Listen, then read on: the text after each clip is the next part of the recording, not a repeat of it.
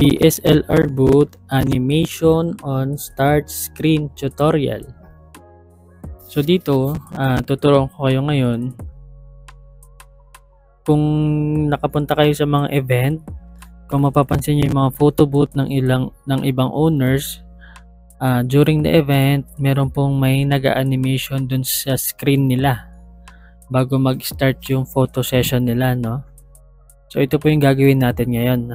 So anong gagawin nyo? Pakita ko lang din. Open kayo ng DSLR boot nyo. So ibig kong sabihin yung ganito, no? Yung during yung start ng event nila, yung sa atin naka-live view. So ang mangyayari kapag during the event, dapat may nagpe-play dito na animation. Kunwari birthday or Christmas or kasal nung nag-e-event, yung photo nila ng mag-asawa, yun ang start screen natin, no? So paano gawin yun? So gumagawa ko sa Canva. Punta kayo sa Canva, pindutin nyo yung create, punta kayo sa videos, tapos pindutin nyo itong landscape.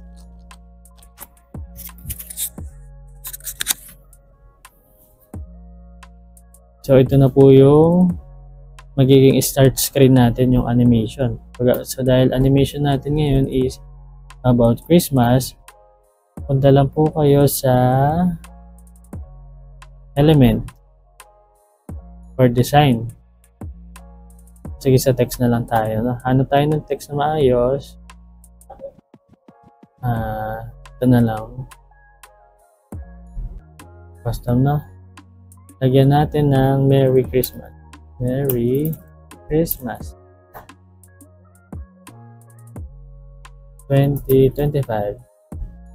Tapos lagyan natin ng simpleng parol. Ayan, parol. Parol. Example, ito. Lagyan natin. Ayan. Lagay din tayo ng parol dito sa kabila. Then, isa pa.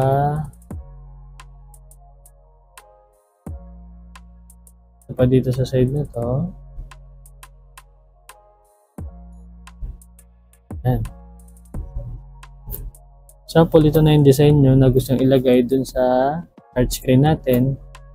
So, lagyan lang natin animation na konti. Click nyo lang to. Ungroup lang natin.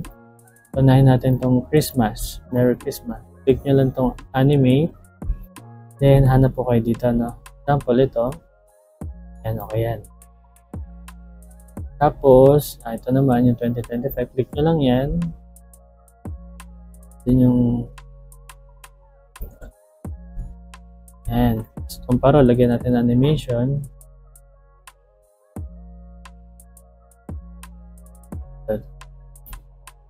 Ayan. Itong isa naman, lagyan natin din na animation na baseline.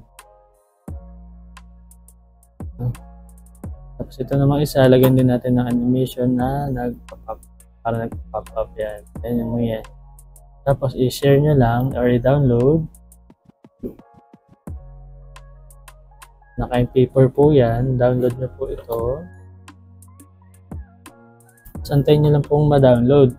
Dahil ito yung gagamitin natin na start screen para sa event natin, no?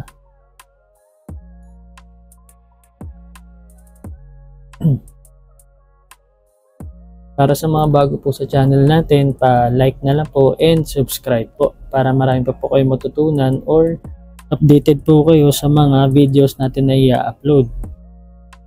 Yan. So tapos na natin ma-download. Yan. Lagyan natin nasa download siya. Merry Christmas sample start screen. Yan. So mangyari, punta lang kayo sa DSLR boot nyo. Punta kayo sa screen editor. Pagpunta nyo po sa screen editor, kung saan napapansin nyo, nasa setting tayo. Di ba nakikita natin yung live view natin? Ito po yun. No? Kahit huwag nyo na pong i-on ito, punta na po tayo dun sa video. Ito po, nasa bandang baba. Hanapin nyo yung start screen video. The animation will play in a loop before the welcome screen appears, no? So, baling gagawin niya, choose nyo lang, pindutin nyo to, tapos hanapin nyo yung ginawa natin. Add media lang tayo, tapos saan natin nilagay sa download. So, ito yung ginawa natin no kanina. Click nyo lang, then papasok siya dito, no? Tapos, click nyo lang po, then choose. Dito sa baba yung choose. Pag choose nyo, ayan na. So, pag start nyo ng event or launch ng event nyo, click nyo lang, yun po yung unang magpe-play. So, ayan. Magla-launch lang tayo ng event.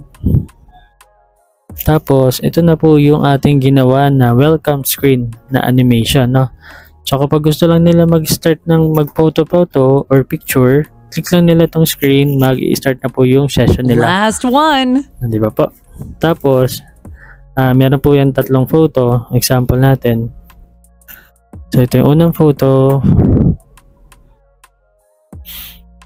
Say cheese. Second photo.